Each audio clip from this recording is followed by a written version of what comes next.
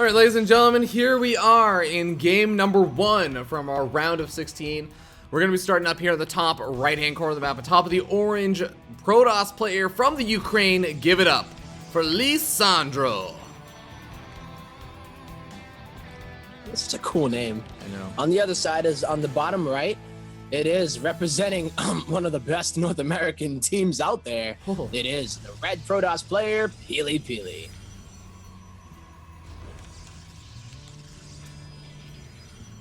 No bias. Not at all. No SandrO game I held it in bias. yesterday with Rough, but I'm letting it all out today. You did a really good job of holding it in yesterday. I could tell. You're like, man, he's being really neutral on this. Although I think we were both just like, I mean, okay, people complain about like caster bias and all that stuff, but realistically, when you see Rough doing things like Mass Reaper, Planetary Fortress Proxy, like if you're not cheering for him, then we just don't watch the same StarCraft that you do. It's like you have the audio of this, and then basically, you know, I don't know what you're watching, something else. Maybe not even the same game. Yeah.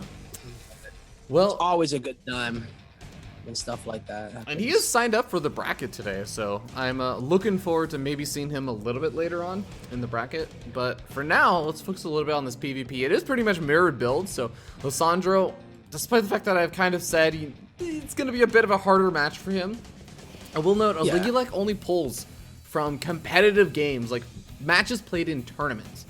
And he had around 20 played and still had like around a 50% win rate. So I'm actually not going to say that he's done too terribly for himself. He's at least been able to show that he's able to like win some games in competitive tournaments. So yeah, maybe he can make something happen. True, right? And depending on what those competitive tournaments were, it's also like a thing to note. I don't know if they were all online, or maybe he ended up going to like, you know, a DreamHack where you're in a live setting as well, and like, you know, you have to factor that into it. We're here online, and you know, you're in the comfort of your own home, and even though it's probably a little bit late for him and he's playing cross server, I think it's a little bit better than I say like the only matches that he ended up getting recorded on his Ligulek was like him versus Classic, or like him like back in, you know, the beginning. Yeah, where a lot of Koreans would still be playing against foreigners. back in the day. I was gonna say the good old days, and it's like, wait, I don't know, man. It's like, I got like back and forth thoughts about it. Whose perspective, good old days. Do really quickly want to note small little differences in the build since they did start to finally show some differences. We have a Twilight Council going down a lot earlier over here for SandrO, still following it up with his own Robo, and this could still, I mean, maybe be something like DTs or something if he really wants to. Just getting out a Robo just to make sure you can get out an Observer, but more likely than not, probably going to be a Robo for a Warp Prism, and yeah, I was going to say like Blink or Adepts. Whereas PiLiPiLi got out a lot more Sentries. I think SandrO also just purely has been getting out Stalkers, so SandrO going to be a little bit more in the dark about what PiLiPiLi is up to, whereas PiLiPiLi is going to have this Sentry energy building up and can finally start to hallucinate Phoenix and Scout. Yeah, and without any Twilight for Pili, does Pili not have a Twilight, right? He just went straight for the Robo and then spent the rest of his gas into Sentry? Correct. Okay, so he's just going to go for this kind of push instead, because I saw him making the Warp Prism and I wasn't sure, you know. I think this is it a little bit more common nowadays? I forget who it was I was telling me, like, I think I saw like Petit doing it to him. Someone was like, dude, that's like standard PvP, bro. Yeah, just, I mean, Blink Stalkers have been like a really big part of the matchup for a very long time, and they continue to be so, or be a pretty important part, but SandrO is really going to have to rely on a lot of really good Blink micro to actually deal with this, because even with the Immortals coming in, and also the Warp Prism acts almost like a second Blink. If you have both Blink and a Warp Prism, you can kind of move your Stalkers back. But even if you don't have Blink, PiLiPiLi can do some nice Warp Prism micro to pull back the weakened Stalkers. All right, and that's what he's gonna do here. I was wondering if he was gonna use the sentries on the ramp, but that wouldn't even really matter with Blink completing. Yeah, I mean, so he's just gonna have to distract him then. Yeah, I mean, have a mothership. Oh yeah, you're right. I was gonna say, like, Force Seal in the ramp can still kind of matter a little bit, just because it forces your opponent to use Blink aggressively, and it means that they can't Blink back anymore. And Taking a little bit of damage over there. Oh, Blink is on cooldown. A lot of these Stalkers are going to be vulnerable now. Yeah. They blinked, and then the second set of force fields ended up going down, and there was no photon overcharge during that, as the mothership core didn't have enough energy. And the adept in the main didn't end up doing too much. I don't know. 2 workers killed so far. Not a whole lot done. Okay. Oh boy, but here we go. Now we got an Immortal in the mix and Guardian Shield being popped over here. These Stalkers are going to have a much harder time blinking against this. There's still not enough energy for a Photon Overcharge. Mothership Core tries to take out the sentries, and I mean, PiLiPiLi is making some good progress. He is, but I think the probes are trying to get around, so that might actually be some kind of latency, you know, because he was trying to use the minerals to walk through and then get us around, but they did react a little bit too late, and now everything pretty much goes down. PiLiPiLi is gonna win this first game. A very, very nice Sentry Stalker into adding Immortals to the mix. Kind of push. Absolutely. And PiLiPiLi walks away, as you said, with game number 1 in a best of 3. Still got another game where SandrO can maybe make another upset happen or something, or try something out. Like, I don't think that his basic opening was that terrible. Like, I think it looked pretty solid. The only problem was he was going for like this Blink Stalker build, and he didn't really get a chance to actually be aggressive with it. Yep. Which like, as soon as he moved out, right, he got caught, and it was like, oh no, that need my next warp in, pretty much. Yeah, I think that also, like, PiLiPiLi cut workers at around, like, 36. Like, that was very much supposed to be, like, a quasi all-in. One of those all-ins was, like, I need to do a lot of damage, or I need to kill my opponent. Otherwise, I'm going to be behind. So, exactly. you saw, like, even when the workers were being pulled, around the halfway point of that fight, when, like, half of the workers were dead, they started to end up being even on workers. There were a lot more workers around for, SandrO. So I'd love to see SandrO maybe just try and do something, I guess, sort of similar, but I don't know. You just gotta be a little bit more careful about the scouting, I think, is the big thing in my mind. Yeah, I don't think he realized what was coming his way, and even just the reaction was good though. You know, he pulled back, and then it was like, all right, but he had to use a photon overcharge like a little bit early as well. And then PiLiPiLi was not even attacking, you know, he was like setting up the push in the main with the adepts. All right, well, we're gonna hop into game number 2 on Frozen Temple. We'll see you guys there.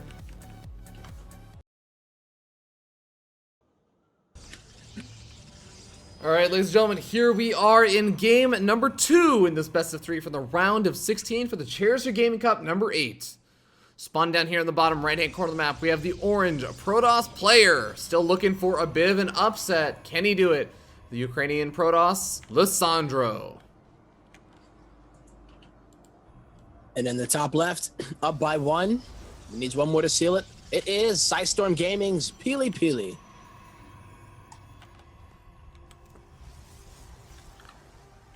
You know, Toba, I always feel like one of the scariest things about PiLiPiLi is that he's just one of those Protoss players that just has so many different builds and things under his belt. I remember I was actually even watching his one of his rare streams, since he doesn't actually stream that much anymore.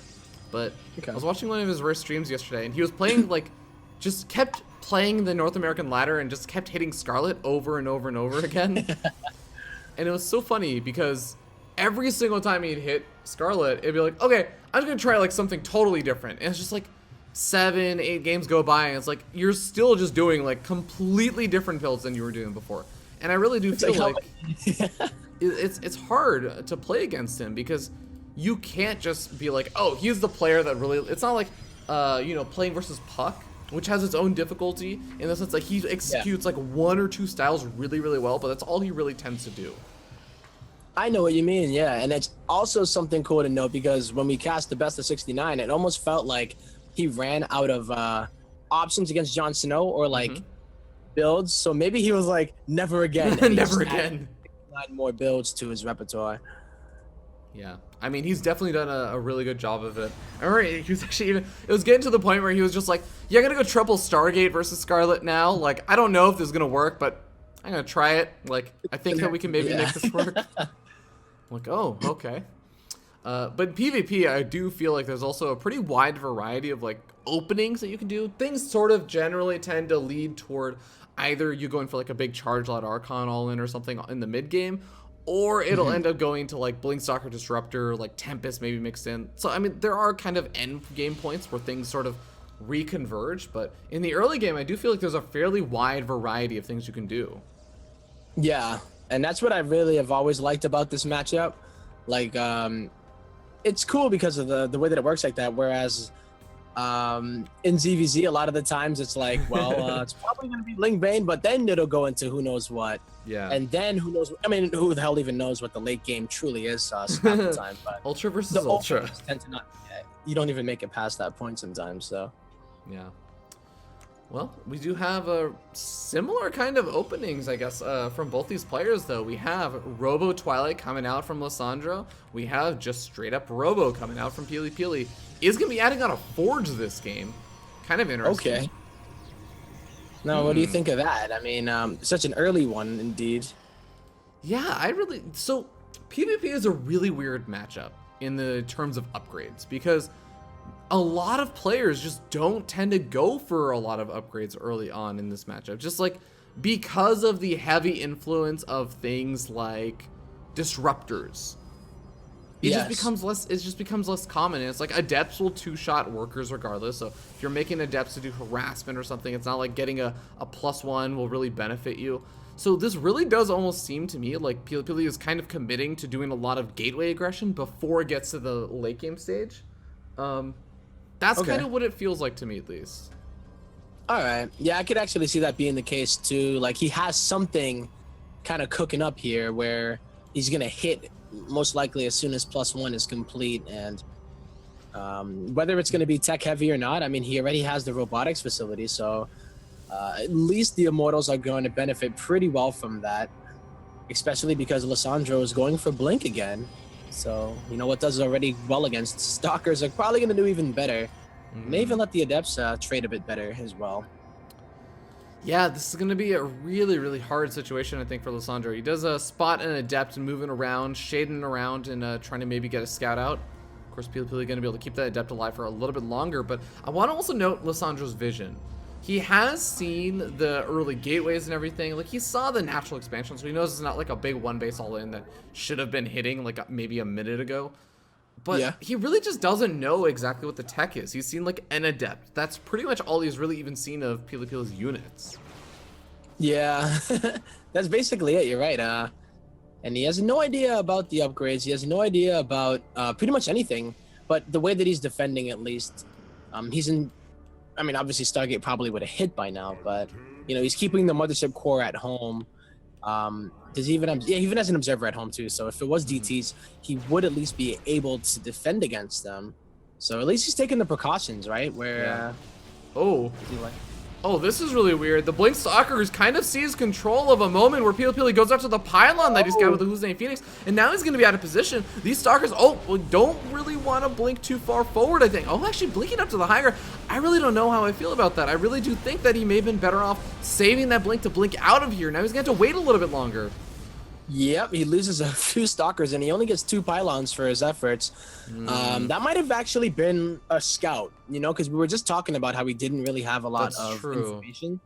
And so he was able to at least see a little bit. Yeah, he actually saw everything. And he's going for DTs himself. So, you know, that's pretty good that he didn't see any cannons in the mineral lines. There could be an observer, but... So you know, he lost his observer to PiLiPiLi's Stalkers and observer earlier on, so he knows that PiLiPiLi has an observer out. But I think that because he saw the Immortal, maybe he's banking on the fact that, hey, PiLiPiLi seems to be going straight into Immortal production. He has multiple Immortals coming out. He's probably not going to bother to make another observer.